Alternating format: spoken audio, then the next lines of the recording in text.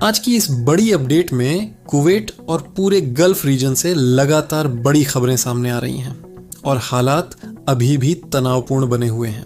Kuwait सरकार ने देश भर में नेशनल इमरजेंसी अलर्ट सिस्टम शुरू करने की घोषणा की है, जिससे किसी भी स्थिति में मोबाइल पर चेतावनी भेजी जा सके। यह कदम क्षेत्र में बढ़ते सैन्य तनाव के कारण उठाया गया है। मिडिल ईस्ट में चल रहे संघर्ष के बीच कई महत्वपूर्ण क्षेत्रों को हाई अलर्ट पर रखा गया है। सुरक्षा एजेंसियों ने लोगों से अपील की है कि किसी भी संदिग्ध वस्तु या गिरते मलबे के पास न जाएं और तुरंत अधिकारियों को सूचित करें। तीसरी बड़ी खबर यह है कि हाल ही में कुवैत के ऑयल रिफाइनरी क्षेत्रों पर ड्रोन और मिसाइल हमलों की घटनाएं सामने आई हैं। कुछ स्थानों पर आग लगने की खबरें आई थीं। इन घटनाओं के बाद तेल उत्पादन और रिफाइनिंग ऑपरेशंस को एहतियातन कम किया गया है। गल्फ रीजन में बढ़ते तनाव के चलते स्ट्रेट ऑफ हॉर्मूज को लेकर नई चेतावनियां जारी की गई हैं। सैन्य संगठनों ने इसे बंद करने की धमकी दी है। कुवैत में कई सैन्य ठिकानों को निशाना बनाकर ड्रोन हमले किए गए थे, जिनमें कुछ सैन्य ढांचे को नुकसान पहुंचा और सैनिक घायल हुए।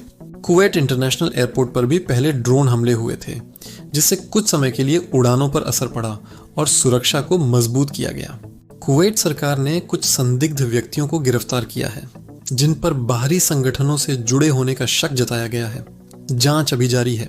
कुवैत और उसके सहयोगी देशों ने अपने हवाई सुरक्षा सिस्टम को और मजबूत कर दिया है, ताकि किसी भी मिसाइल को समय रहते रोका जा सके।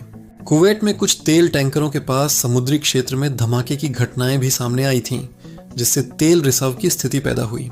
हालात को देखते हुए कई सरकारी विभागों ने कर्मचारियों के लिए इमरजेंसी प्रोटोकॉल्स जारी किए हैं, ताकि जरूरत पड़ने पर तुरंत कार्यवाही की जा सके। गल्फ क्षेत्र में चल रहे संघर्ष के कारण तेल की कीमतों में तेजी देखी जा रही है, जिससे वैश्विक बाजार पर असर पड़ रहा है। कुवैत में कई जगहों पर सिविल डिफेंस और सुरक्षा बलों की तैनाती बढ़ा दी गई है और नियमित अभ्यास किए जा रहे हैं।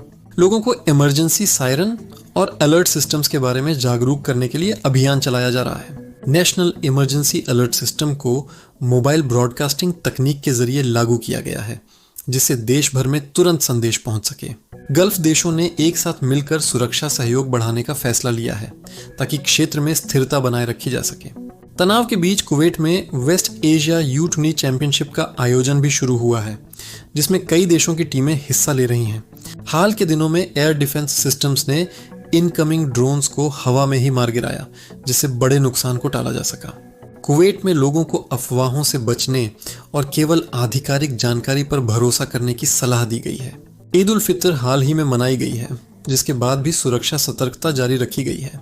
सभी नागरिकों को सतर्क रहने की सलाह दी जा रही है। पूरे गल्फ रीजन में हालात अभी भी संवेदनशील हैं।